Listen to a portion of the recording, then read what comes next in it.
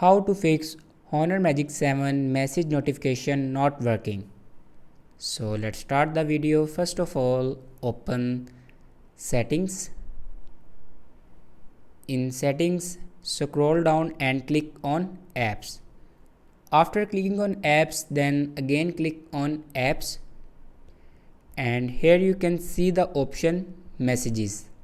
Now click on messages and then force stop your messages from here.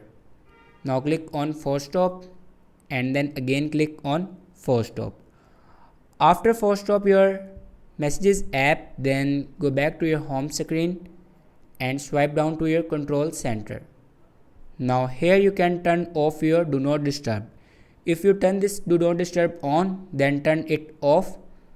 After turning off do not disturb, then open settings. In settings, scroll down in last and click on system and updates. Now here you can see the option reset. Now click on reset and then click on reset all settings. After reset all the settings, your problem will be fixed. Thanks for watching this video.